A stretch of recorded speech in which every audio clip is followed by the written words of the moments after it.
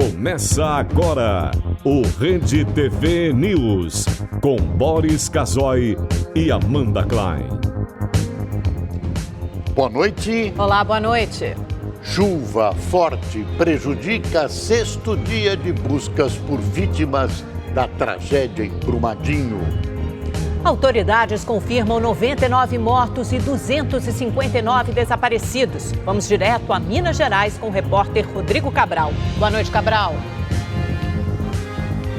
Boa noite, Amanda. Boa noite a todos. Desde sábado, as equipes de resgate não resgatam nenhum sobrevivente na tragédia de Brumadinho. Hoje, o número de mortos subiu de 84 para 99. Segundo o Corpo de Bombeiros, dos 15 corpos resgatados hoje, 10 estavam na área onde ficava o refeitório da mineradora Vale do Rio Doce, local onde havia maior concentração de pessoas no momento em que a barragem se rompeu na última sexta-feira, porque o rompimento foi por volta de meio-dia e meia, e muitos funcionários da Vale estavam no refeitório. Aqui no IML de Belo Horizonte, 57 corpos já foram identificados. A cobertura completa deste sexto dia de buscas em Brumadinho e todas as informações das consequências do rompimento da tragédia você vai ver a partir de agora aqui no Rede TV News. Aldeia indígena próxima a Brumadinho sofre com a lama que tomou o rio Paraopeba. Olha quantas vidas de peixinhos que a gente estava lutando para salvar o nosso rio, salvar os nossos peixes. E a gente depara com isso aqui, ó. O Rede TV News mostra como será o processo de desativação das 10 barragens da Vale. Em mais um dia de protestos na Venezuela, Nicolás Maduro afirma que pode adiantar eleições legislativas, mas descarta novo pleito presidencial. Onda de frio nos Estados Unidos pode fazer sensação térmica chegar a 50 graus negativos. Por aqui, como você pode ver, começou a nevar. O lago do Central Park já está congelado. Essas e outras notícias você acompanha em instantes no Rede TV News.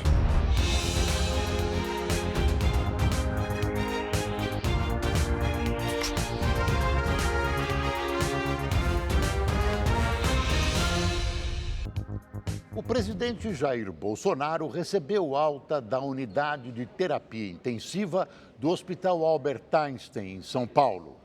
Por ordem médica, o presidente segue sem receber visitas. As informações ao vivo com o repórter Mauro Talhaferri. Boa noite, Mauro. Boa noite, Boris. Boa noite a todos. Bolsonaro recebeu alta da UTI logo pela manhã e, segundo os médicos, ele apresenta boa evolução na recuperação da cirurgia, sem febre e sem sinais de infecção. Hoje, Bolsonaro voltou a fazer exercícios de fisioterapia para respiração e também fisioterapia motora. Ele começou, inclusive, a caminhar pelos corredores do hospital. Caminhou uns 100 metros pela manhã e cerca de 40 metros pela tarde. Ele também pedalou um pouco num equipamento de fisioterapia que é acoplado à cama do hospital. A Presidência da República chegou até a disponibilizar uma foto desse equipamento e a gente mostra para você. Jair Bolsonaro reassumiu a presidência da República hoje às 7 horas da manhã, mas as visitas ao presidente continuam proibidas. Os médicos querem que Bolsonaro repouse ao máximo e também que ele evite falar, porque os médicos não querem que Bolsonaro engula ar, crie gases e provoque algum inchaço no aparelho digestivo. Por isso, a comunicação do presidente tem sido basicamente por via de texto, de mensagens de texto. É assim que ele está se comunicando com a sua equipe. Ele conversou com o general Mourão, vice-presidente da República, por texto também. E assim será nos próximos dias. Nenhum ministro esteve aqui hoje, nenhum ministro estará aqui amanhã também. Caso seja necessário, poderá haver o uso de um equipamento de videoconferência, mas mesmo assim, Bolsonaro deve responder aos ministros por mensagem de texto. O porta-voz da presidência, general Otávio do Rego Barros, inclusive foi questionado hoje, durante a entrevista coletiva que ele deu aqui, se não foi precipitada a volta de Bolsonaro ao cargo apenas 48 horas depois de uma cirurgia tão complexa. E a gente mostra para você agora a resposta do porta-voz. O documento que foi solicitado, inclusive subscrito pelo médico do presidente, previa que em 48 horas, consorciado com os médicos do Hospital Albert Einstein, o presidente teria condições já de deliberar. Então, a ideia força é a deliberação, e ele tem condições já, a partir de hoje, de deliberar, de poder indicar, de poder direcionar as ações referentes ao governo, o Poder Executivo. Emitir o certificado internacional de vacinação ficou mais fácil. O documento agora pode ser feito online. A novidade faz parte das comemorações de 20 anos da Agência Nacional de Vigilância Sanitária, a Anvisa. Viajar sem qualquer tipo de preocupação. Esse é o lema da Carmélia, que vai com toda a família para a Disney. E como o voo fará uma escala no Panamá, ela e os familiares precisam do cartão internacional de vacinação. O documento comprova que a vacina da febre amarela está em dia. Para não ter dor de cabeça, ela procurou um posto de atendimento da Agência Nacional de Vigilância Sanitária. O meu filho que organizou tudo, que passou a informação. Então, ele fez os agendamentos, então a gente viu a questão se o cartão estava em ordem. Tanto é que eu tinha perdido o meu cartão, tive que fazer novamente a vacina.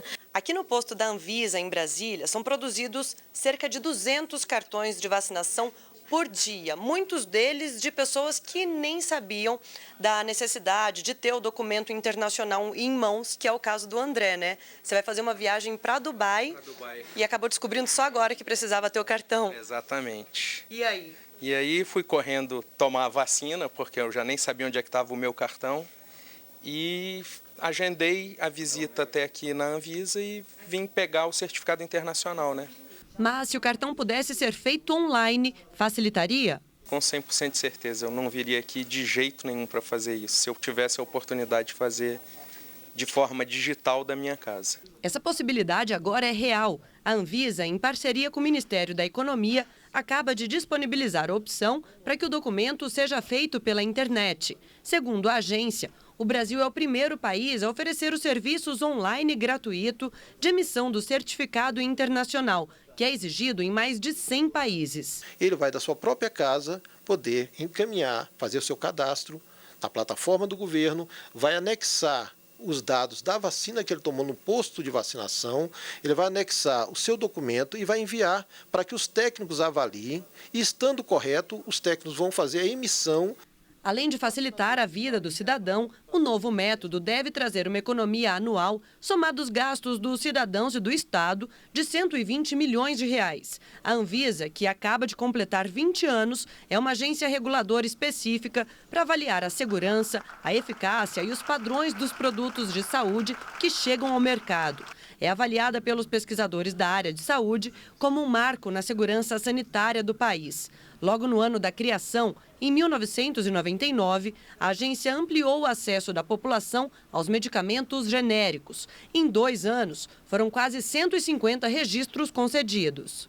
A entrada desses produtos no mercado fez cair o preço de medicamentos e contribuiu para ampliar e garantir o acesso da população a fármacos seguros e eficazes, custando no mínimo 35% menos do que os de referência.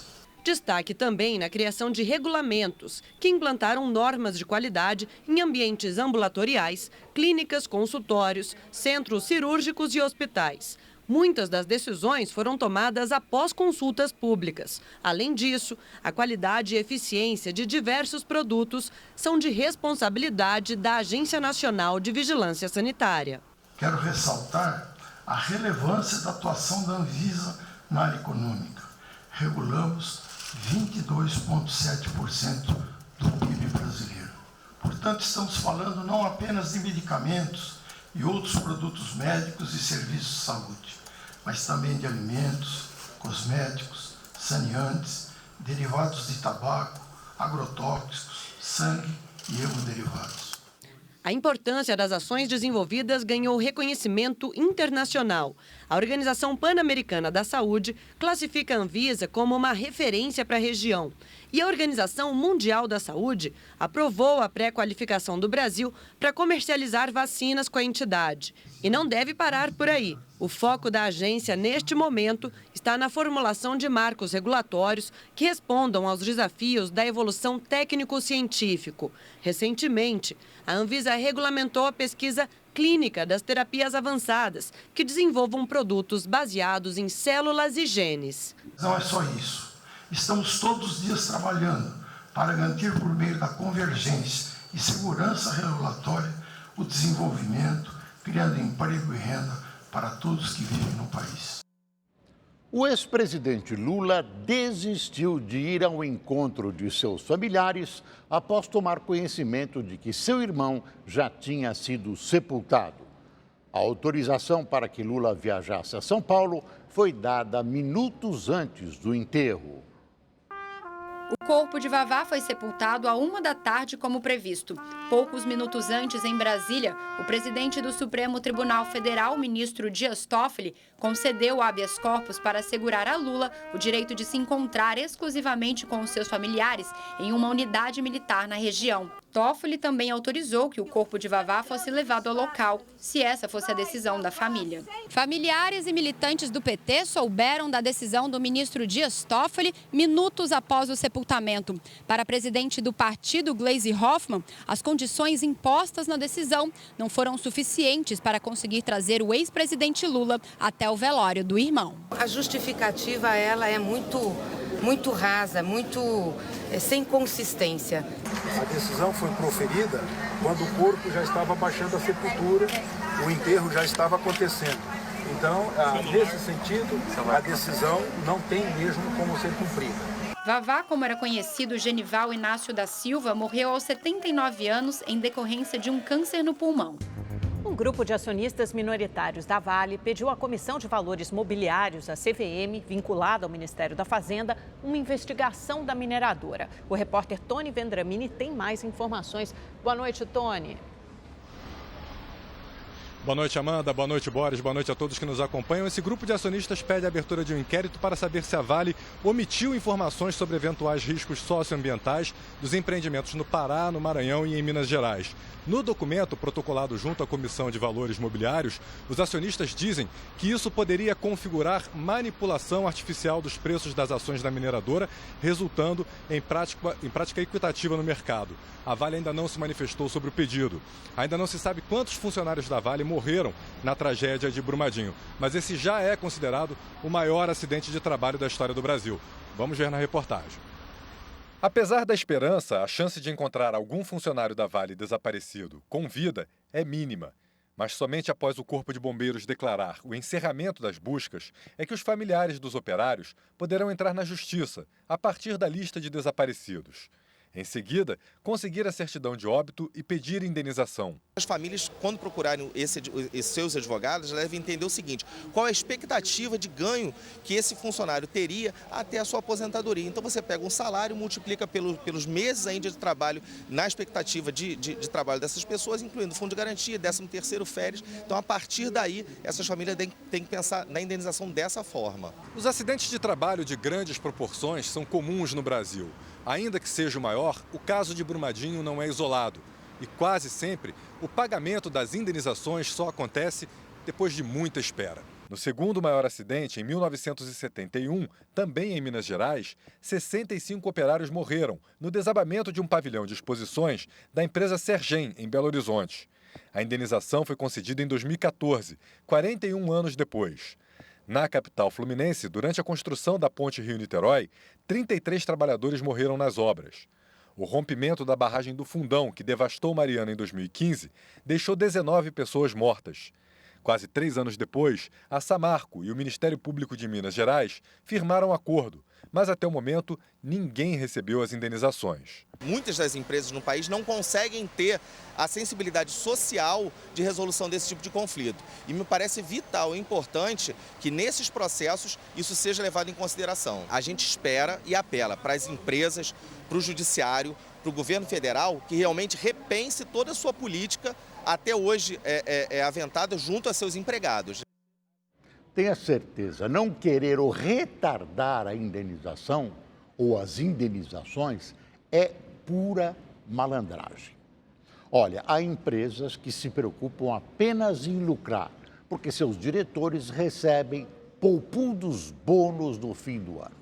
Não há nenhum pecado ou crime em lucrar. Lucrar é legítimo, mas isso não permite a uma empresa que passe o trator na cabeça de seus funcionários ou coloque comunidades inteiras e o meio ambiente em risco. As famílias e os acionistas, com certeza, a diretoria da empresa vai usar uma desculpa surrada.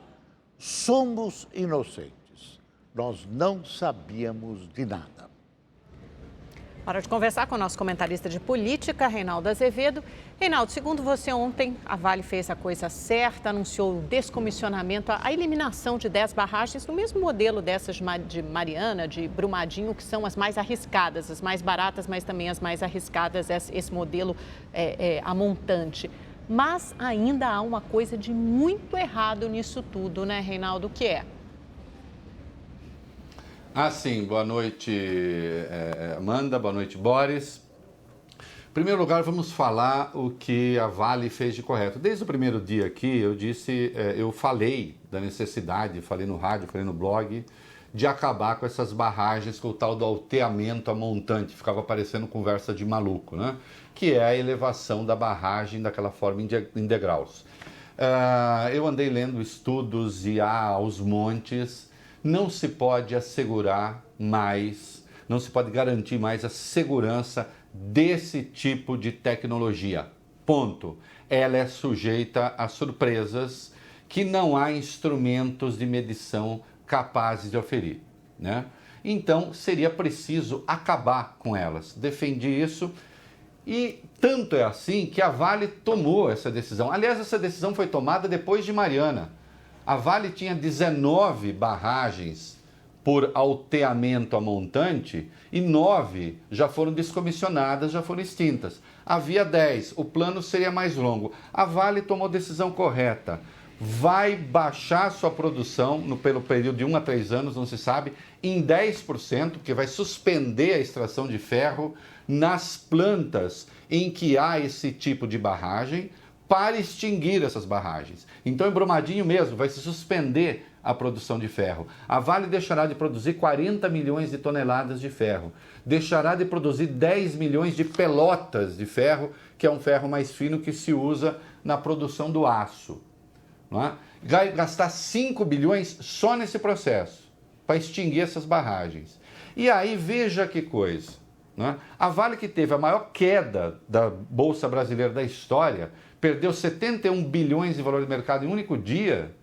Hoje, as ações da Vale subiram 9,2%, um pouco mais. Isso significa o seguinte, uma lição para o governo Bolsonaro, para todos os governos. Meio ambiente, respeito ao meio ambiente, rende dinheiro, não tira. Então, quando se fala em licenciamento ambiental curto, quando se fala em autolicenciamento, na suposição de que se está a defender os negócios, não. Porque os mercados no mundo hoje não veem apenas isso. Ora, alguém que estivesse preocupado apenas com lucro imediato, hoje venderia suas ações da Vale. Por quê? Afinal, a empresa vai diminuir a sua produtividade em 10%, a empresa teve 11 bilhões do caixa retidos, pagou multa de 250 milhões do IBAMA, de 90 milhões do governo de Minas. Puxa, a Vale está numa situação difícil. Está, mas fez a aposta correta no futuro e os mercados reagem a isso. E o que há de muito errado, e aí eu estou me referindo à lei. Se há juízos extralegais, não sei. O ministro Onyx Lorenzoni disse que essa tragédia tem de ter um CPF e ele disse que é preciso achar o culpado. Foi o que também achou a juíza Perla Brito. A Perla decretou a prisão daquelas 5 pessoas, 2 engenheiros e 3 funcionários, sem ter nenhum dado técnico em mãos, com base na Lei 7.960, e com base na Lei 7.960, você está fazendo uma acusação às pessoas. Você está acusando necessariamente a pessoa de ter cometido homicídio doloso, ou com a intenção de matar, ou foi negligente de caso pensado, correndo botando as pessoas em risco de forma calculada. 2 dessas pessoas presas trabalhavam no galpão, na área que foi destruída pela lama. Não estavam ali por acaso. Não é? Então, atenção. Se houver culpados, precisamos achar culpados. Só que é preciso investigar primeiro, é preciso ter os dados técnicos primeiro e é preciso não prejulgar. Aí sim, porque essas 5 pessoas tiveram suas respectivas vidas profissionais destruídas e não tem apuração ainda. E se chegar à conclusão que elas são inocentes, como é que fica? Não é? É isso aí, boa noite, obrigado. Reinaldo, boa noite, até amanhã. No 6º dia da tragédia em Minas Gerais, as equipes de resgate encontraram mais corpos de desaparecidos. A Polícia Civil começou hoje a coletar DNA de familiares de vítimas e de desaparecidos. Isso para fazer exames de identificação. Nós vamos falar ao vivo com o repórter Rodrigo Cabral, que está em frente ao IML de Belo Horizonte. Cabral, o número de mortos foi atualizado para 99, é isso? Boa noite. Boa noite, Boris. Exatamente isso. 99 mortos já nessa tragédia após o rompimento da barragem do Feijão na cidade de Brumadinho, aqui na região metropolitana de Belo Horizonte. Portanto, subiu de 84, quando foi finalizado o dia ontem de buscas, para 99 mortos hoje. Os bombeiros disseram que desses 15 corpos resgatados hoje, 10 estavam na área onde ficava o refeitório da Vale, onde tinha o maior número de pessoas na empresa no momento do rompimento da barragem, porque o desastre aconteceu pouco depois do meio-dia, horário de almoço. Muitas pessoas estavam almoçando no refeitório. Portanto, nessa área do refeitório hoje foram resgatados 10 corpos. 259 pessoas estão desaparecidas. E aqui, no IML de Belo Horizonte, 57 corpos já foram identificados. Como você disse, Boris, a Polícia Civil aqui de Minas Gerais vai começar a coletar material de parentes das vítimas desses desaparecidos para facilitar a identificação dos corpos que chegam aqui no IML. Segundo a Polícia Técnico-Científica, muitos corpos chegam aqui bastante dilacerados, então isso dificulta bastante a identificação. E aí, com o exame de DNA, vai facilitar um pouco. Os parentes vão ser contactados por telefone, vai ser agendado dia, horário, para que eles possam vir fazer esse fornecimento de material. Normalmente é da mucosa oral, retirado da boca, para fazer, portanto, a identificação dos corpos que forem chegando por DNA. Boris, Amanda. Agora, Cabral, desde quando não é identificado, não é resgatado ninguém com vida? Desde o último sábado, né, Amanda? Sábado foi o último dia, só um dia depois da tragédia. Cerca de 15 famílias foram encontradas ilhadas na região do rompimento da barragem, aproximadamente 45, 50 pessoas. E depois disso, nada de sobreviventes mais. Infelizmente, o que a gente vê dia após dia é só o número de mortos aumentar. A gente conversando, às vezes, com algum parente, amigos, próximos das vítimas, claro, não perdem a esperança, imaginam que possam estar em algum lugar, isolados, sem comunicação, mas tanto tempo passando, 5 dias já, fica cada vez mais difícil a identificação, encontrar pessoas sobreviventes nesta tragédia. Cabral, a lama continua em movimento, certo? Várias comunidades já foram atingidas. Você visitou hoje uma comunidade indígena a alguns quilômetros de onde a barragem da Vale rompeu. O que você viu, Cabral? Pois é, Boris, estivemos lá nessa aldeia, sim, a cerca de 65 quilômetros aqui de Belo Horizonte, na cidade de São Joaquim de Bicas. Pegamos a Fernão Dias, que liga Belo Horizonte a São Paulo, depois um trecho de estrada de terra e chegamos a essa aldeia, às margens do rio Paraupeba. E lá encontramos todos os índios muito tristes. Eles falam que estão de luto porque o rio Paraupeba morreu, fonte de sobrevivência deles lá. Um cenário de muita tristeza, de muito lamento, como a gente vai ver agora nesta reportagem. Eu gostaria de mostrar que isso aqui, ó, é os peixes que estão boiando do nosso rio Paraopeba. Isso é as ovas. E todos os que estão boiando são as fêmeas, que estão sensíveis porque estão com as barrigas cheias de ovos. Este vídeo mostra o impacto da onda de rejeitos de minério a 22 quilômetros do local onde a barragem do Feijão se rompeu. A lama atingiu o rio Paraopeba e diversas comunidades ribeirinhas, entre elas a aldeia Naoxorã. São cerca de 80 índios da tribo Pataxó que migraram à região depois de perder a terra na Bahia para poceiros. Os índios vivem aqui há 1 ano e meio e usavam o rio para pescar, tomar banho e lavar roupa. Mas agora, olha só a situação. A água ficou com um tom muito avermelhado e um mau cheiro muito forte por causa dos animais mortos. Ontem mesmo vou ver aqui, olhou essa água aí, dando a chorar, mano. Uma tristeza mesmo, entendeu? E é um trem que vai durar tempo agora para limpar isso aí, entendeu? Neste outro vídeo é possível ver peixes pulando e agonizando na lama. Os índios parecem não acreditar. O rio de água limpa, fonte de alimento, agora está cheio de rejeitos de minério e muita sujeira. Ele era tudo para nós, né? Principalmente para nossa natureza, morreu uma parte da gente, né? Mas nós estamos permanecendo de resistência aqui. O sentimento na aldeia é de luto. Gente de todas as idades sente a falta da vida no rio. A água tem um significado muito especial à cultura indígena. O povo Pataxó ele nasceu de uma gotinha de chuva que caiu na terra. Então a nossa relação com a água, ela é importante para a nossa cultura. A revolta é ainda maior porque os índios afirmam que recentemente questionaram a mineradora Vale sobre a situação da barragem que se rompeu. Mistura um pouco de dor, um pouco de revolta, porque há 2 meses a gente teve reunião, né? Ali o pessoal de Casa Branca, Brumadinho, o pessoal da barragem de Feijão. E ali naquela reunião em Belo Horizonte, eles falaram que não corria risco desse rompimento. Nesta quarta-feira, a aldeia recebeu doações da Vale, 57 cestas básicas e água mineral. Mas, para estes índios, nada é capaz de amenizar a dor da perda da maior referência deles na região, o rio Paraopeba. Será que vai acontecer com nós o mesmo que aconteceu com o povo de Mariana, de Fundão? Que tem 3 anos, alguns até hoje nem indenização receberam. E nem se tiver indenização, nada paga a vida, nada paga o valor que esse rio tem para a gente. É o alcance dessa tragédia. Vamos falar ao vivo com o repórter Giovanni César, que ele está próximo ao Centro de Apoio aos Familiares em Brumadinho, acompanha de perto o sofrimento dessas pessoas, das vítimas ainda mais diretas da tragédia, né? A gente vai vendo como ela se expande aí por toda a região. Giovanni, boa noite. Boa noite, Amanda. Boa noite, Boris, a todos que acompanham o Rede TV News.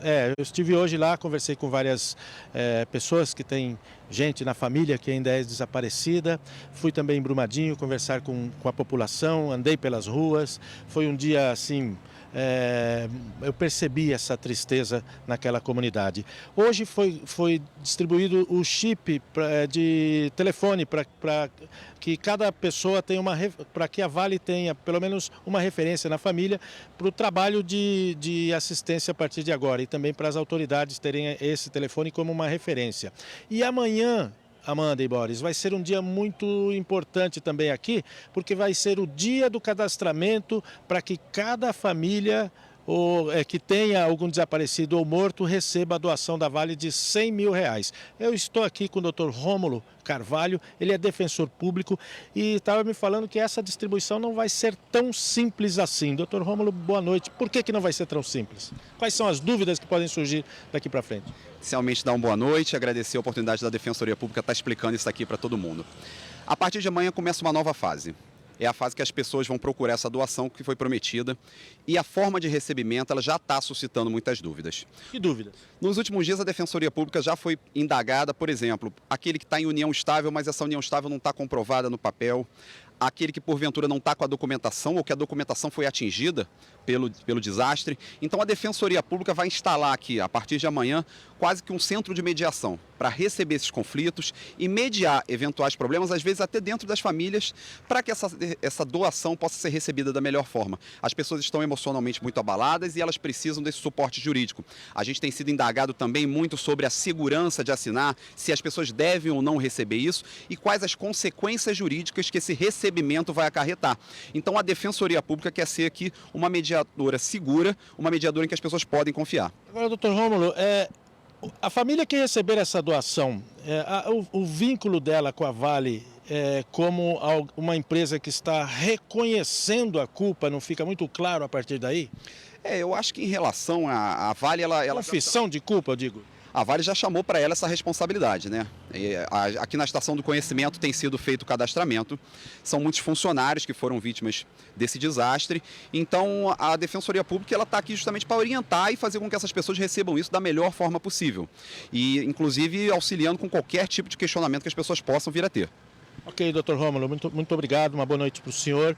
Hoje eu estive lá na Estação do Conhecimento, uma coisa que eu achei estranha foi a seguinte, gente, as pessoas estão andando com crachá de voluntário, eu comecei a perguntar para elas, são todas funcionárias da própria Vale que estão aí. Eu perguntei para o assessor de imprensa, mas por que estão usando crachá de voluntário? Ele falou assim, é porque a empresa não tem mais, acabaram os crachás e nós colocamos esse aí. Então, uma empresa como a Vale, né, não ter crachá para o funcionário não usar crachá e usar crachá de voluntário num local como aquele, estranho. Bom, a gente, como eu falei, andou pelas ruas, foi no centro de apoio, foi também no Parque da Cachoeira aqui, olhar de perto essa situação e a gente constatou que está todo mundo constatando, né? É um momento realmente em que a tristeza toma conta das pessoas e da comunidade, como você vai acompanhar agora na reportagem. Uma coisa eu falo, se meu marido estiver morto mesmo, debaixo dessa terra, ele enterrou meu coração com ele, entendeu? Ele enterrou meu coração junto com ele, moço. A placa é um alerta aos visitantes. Fotos e flores na entrada são a constante lembrança de que agora Brumadinho é uma cidade marcada pelo luto. Eu perdi meu sobrinho, foi sepultado ontem. Meu irmão até agora nem notícia nem nada. O Centro de Apoio às Vítimas hoje é mais do que um local para informações. Quem está aqui busca consolo. Para muita gente, a revolta é inevitável. Por que meu marido não apareceu até agora, moça? Ele ainda continua na lista dos desaparecidos. E se fosse da minha vontade, quem é culpado disso ia estar junto com ele.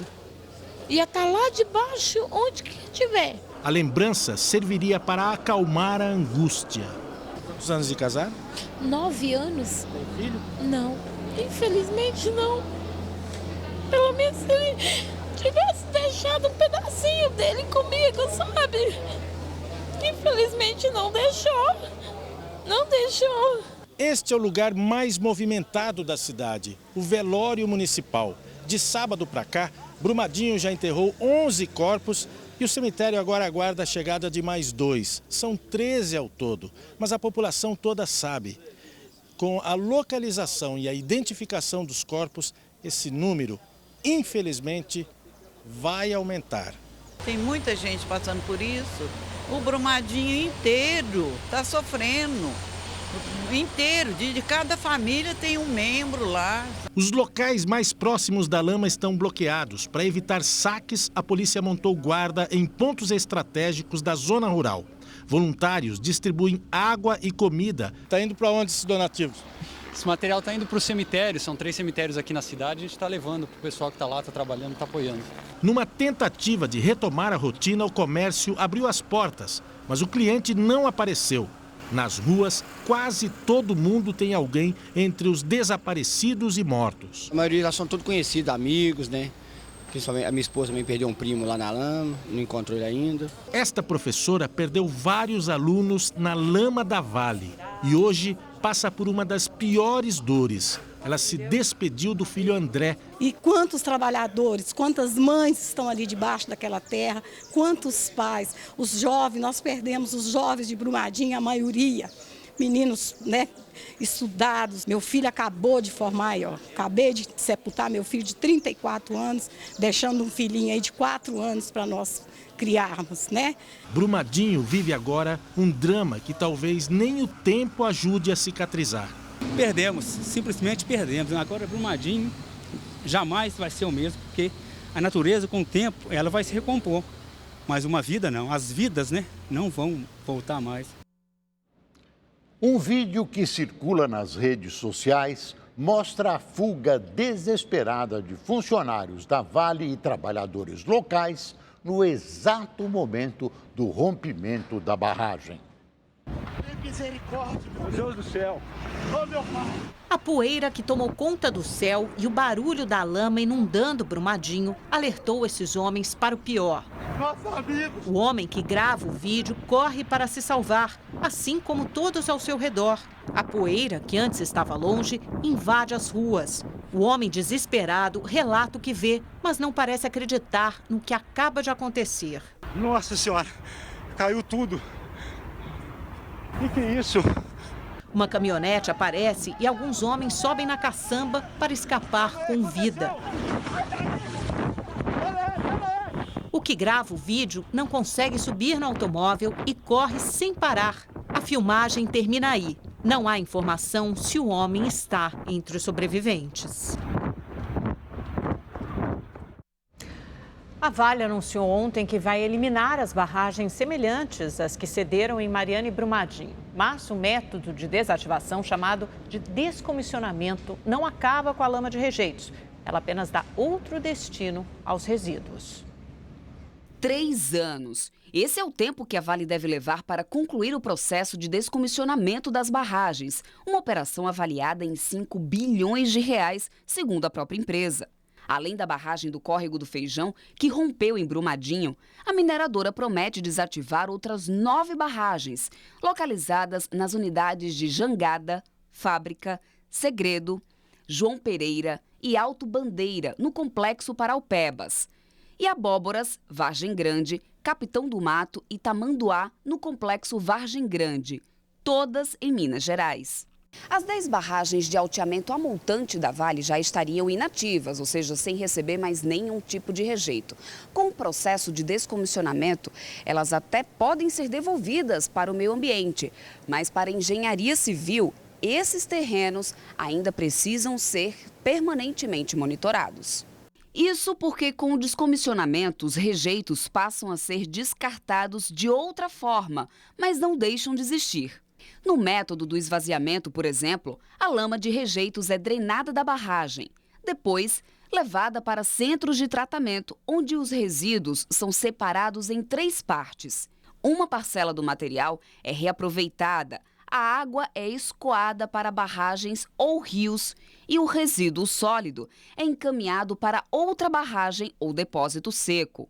Os diques ainda são retirados e, por fim, o terreno vazio é reflorestado. Só que esse processo é extremamente oneroso. Chega a custar 2 a 3 vezes o preço da barragem. Acredito que isso não vai ser feito. Nunca ouvi falar de uma barragem que foi desfeita. Mesmo porque esse material vai ter que ser colocado em outro lugar. Então, simplesmente, eu só vou transferir o problema. Já no descomissionamento pela técnica de aterro, a barragem não deixa de existir. Simplesmente é aterrada com os rejeitos dentro e reflorestada por cima de toda a estrutura. Segundo o especialista, essa é a técnica mais viável e usada no Brasil, já que o solo fica mais estável. Porém, os riscos não deixam de existir. Mas ainda vai haver um risco, porque é uma barragem.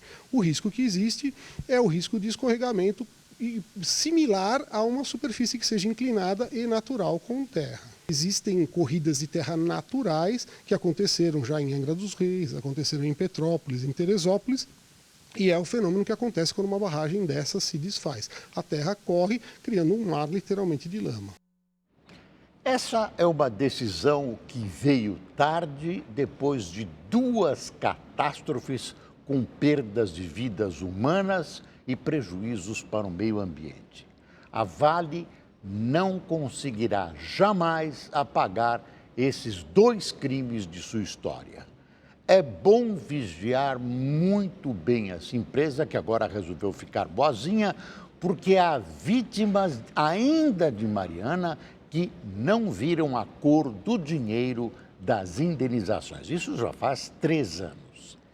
Essas vítimas de Mariana e as de Brumadinho tiveram suas vidas arrasadas pela incúria, incompetência, desleixo e ganância dessa empresa. Em Brasília, um idoso teria matado a esposa e colocado fogo no apartamento. Imagens feitas por celular mostram o fogo no apartamento da Asa Norte, bairro da área central de Brasília. Veigma Martins, de 56 anos, foi encontrada morta no imóvel. O marido dela, José Bandeira da Silva, de 80 anos, chegou a ser socorrido, mas não resistiu. Para a polícia, Veigma foi vítima de feminicídio. O corpo dela possuía vários ferimentos provocados por faca. Além disso, havia um histórico de agressões. Uma ocorrência contra José já havia sido registrada. Ele já narrava, né, nessa ameaça, nessa lesão, que ele iria matá-la e em seguida iria tentar contra a própria vida. Ela ficou com dó por causa da idade dele, com 80 anos, e aí retirou a queixa. O casal estava em processo de separação. Esse foi o segundo crime de repercussão em Brasília esta semana. Na segunda-feira, um homem de 72 anos matou a mulher a tiros. O filho do casal também foi atingido e está internado. A polícia prendeu um homem suspeito de ter assassinado a médica e ex-diretora do Hospital Regional de Taguatinga, no Distrito Federal, Gabriela Rabelo Cunha. Rafael Henrique Dutra da Silva era motorista da vítima. O crime ocorreu no fim de outubro do ano passado, mas o corpo só foi localizado esta semana. Por 2 meses, Rafael utilizou o celular de Gabriela para enviar mensagens a familiares e amigos como se fosse a médica.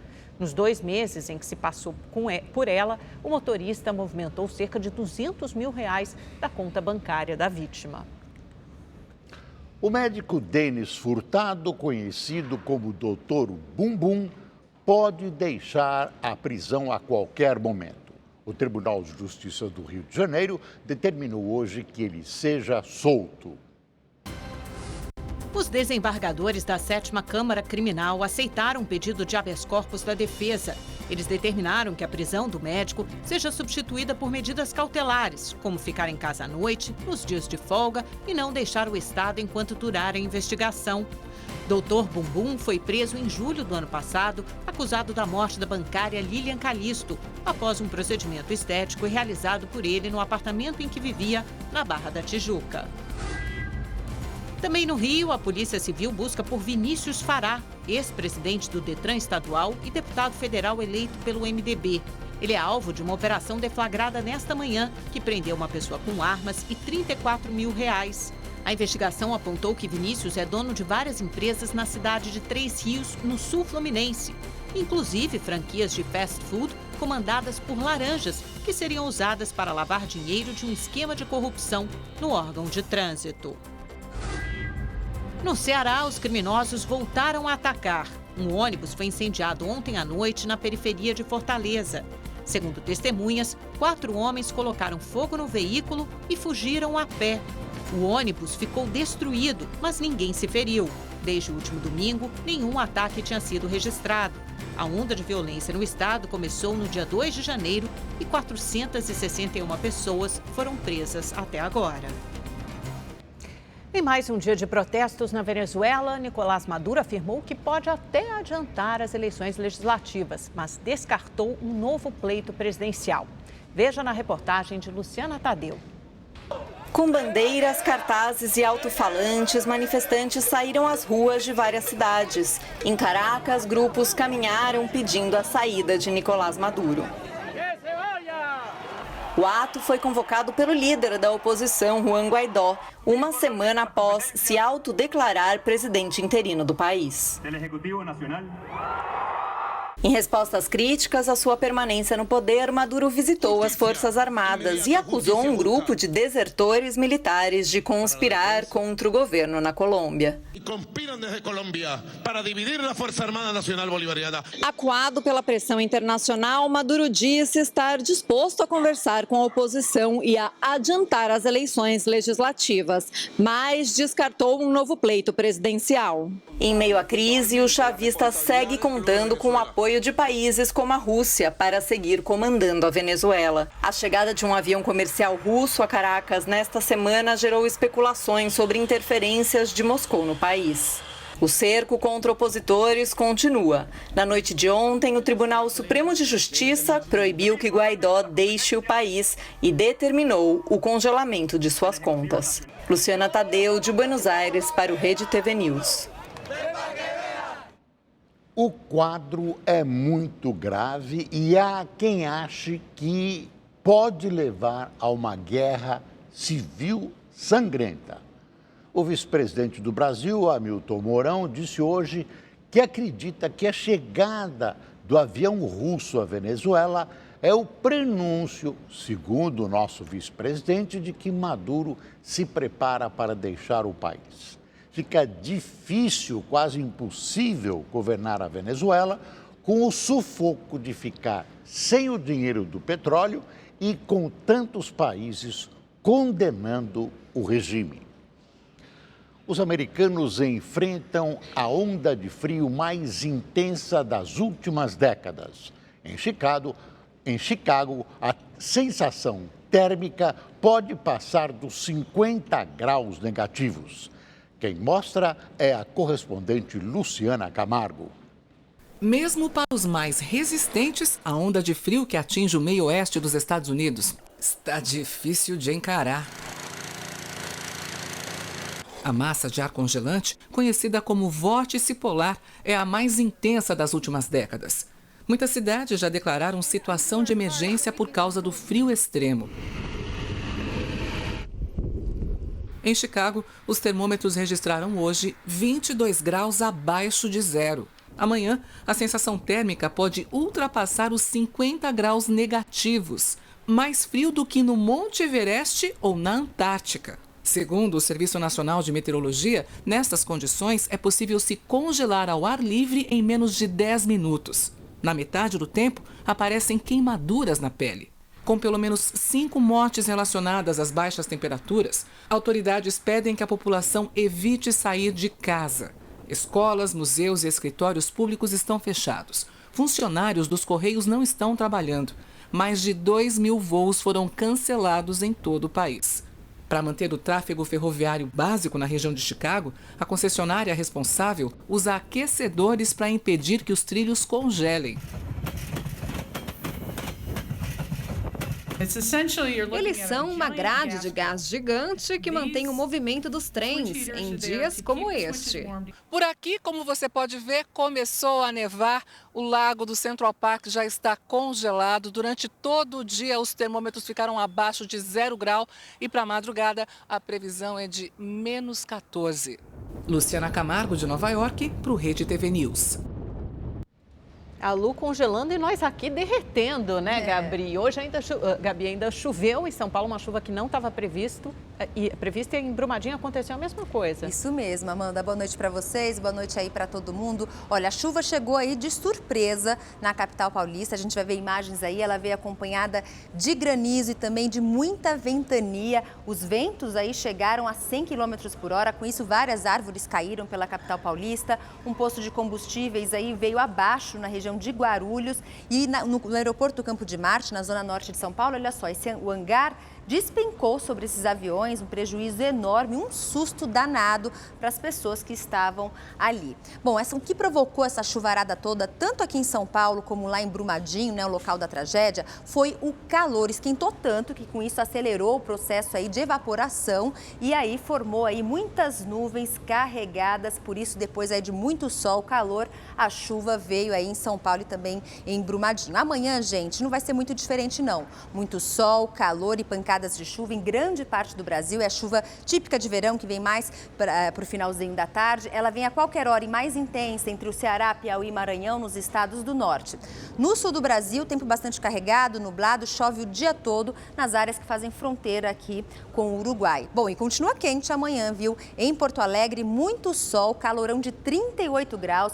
Rio de Janeiro também rumo aos 40 graus de novo, ou seja, por todo o país aí, temperaturas altas, acima dos 30 graus. A gente fecha janeiro aí bastante quente. Boa noite, gente. Até amanhã. Tchau, tchau. Obrigado, Gabi.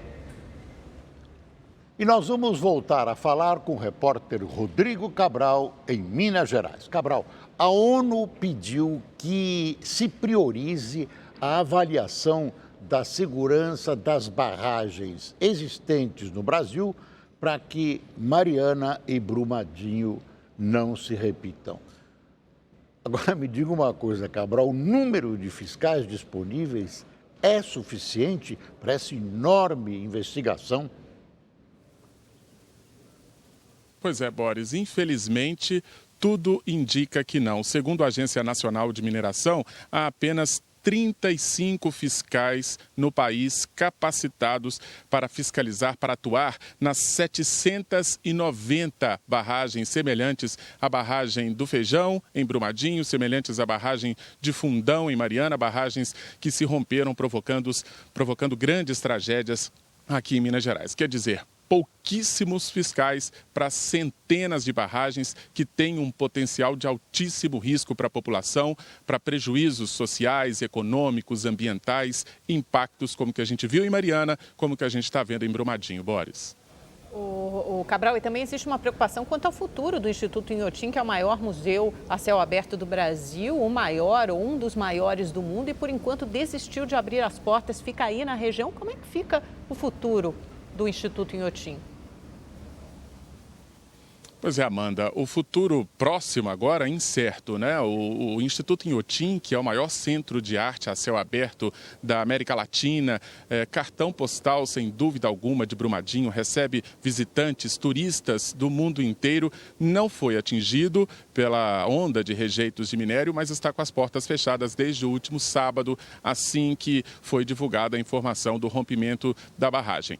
Apesar de, além de não haver clima, né, para visitação, a maioria dos funcionários está direta ou indiretamente envolvida, né, com parentes entre os mortos, desaparecidos ou foram diretamente afetados, alguns perderam casas.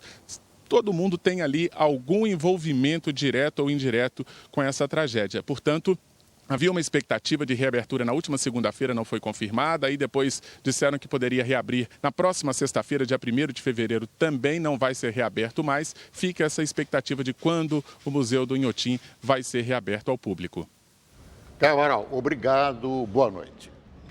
Na primeira entrevista desde que foi preso, o executivo brasileiro Carlos Ghosn afirmou que é alvo de um complô. Em entrevista a um jornal japonês, Ghosn disse ser inocente e afirmou que executivos da montadora Nissan estão por trás das acusações contra ele. Ele é acusado de violações e fraudes fiscais e está preso desde novembro. O Rede TV News fica por aqui. Uma ótima noite para você. Boa noite e até amanhã.